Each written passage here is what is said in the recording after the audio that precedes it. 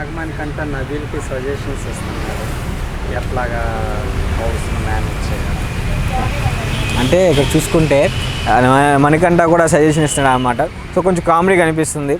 But కాకపోతే తను అందరినీ అబ్జర్వ్ చేస్తాడు మణికంఠని. ప్రతి ఒక్కరిని అబ్జర్వ్ చేస్తారు, ఎలాంటి వాళ్ళు ఏంటి, ఎలా ఉంటారు, ప్రతి ఒక్కరి గేమ్ గురించి కానీ ప్రతి ఒక్కటి అబ్జర్వ్ చేస్తాడు. ప్రతి ఒక్క పాయింట్ గురించి చూసుకుంటాడు.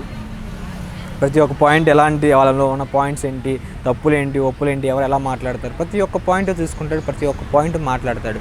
ప్రతి ఒక్క దాంట్లో కూడా తను చాలా కరెక్ట్గా ఉంటాడు అనమాట. సో తను చెప్పడం అనేది కరెక్ట్గా అనిపిస్తుంది. బట్ కాకపోతే తన చేత కూడా చెప్పించుకునేంతగా అయితే లేడు. తనైతే కరెక్ట్గానే ఆడతాడని నా ఫీలింగ్ అనమాట నబీల్.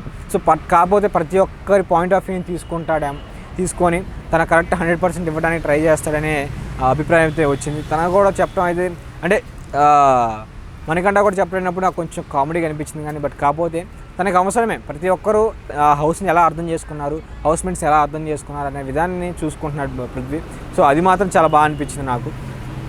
ప్రతి ఒక్కరి దగ్గర నుంచి ఆ సజెషన్ తీసుకోవడం, సో దాని నుంచి తను ఒక బెస్ట్ ఇవ్వాలని ట్రై చేయడం మాత్రం చాలా బాగా అనిపించింది. పృథ్వీ చీఫ్గా అయ్యి సో 100% ఇస్తాడు అనే ఫీలింగ్ అయితే వచ్చింది. బట్ కాకపోతే ఎక్కడైనా మిస్ఫైర్ అయినా సరే అదే చీఫ్ కాస్త అగెనెస్ట్ అయిపోయే ఛాన్స్ కూడా ఉంది అనే ఫీలింగ్ కూడా వచ్చింది. సో మణికంఠ చెప్పడం అయితే కొంచెం కామెడీగా ఉన్నా, బట్ కాకపోతే తన పాయింట్ ఆఫ్ వ్యూ నుంచి వినాలి కాబట్టి నబీల్ విని తన నుంచి 100% ఇస్తారనే ఫీలింగ్ అయితే వచ్చింది. సో మణికంఠ చెప్పిన దాంట్లో కొంచెం నాకు కామెడీ అనిపిస్తుంది. ఎంతమంది కామెడీ అనిపించిందో, తను కూడా చెప్తున్నాడు రా బాబు అనే అనిపించిందో వాళ్ళ కింద కామెంట్ చేయండి. అలాగే మన ఛానల్ సబ్స్క్రైబ్ చేయండి, లైక్ చేయడం మర్చిపోకండి.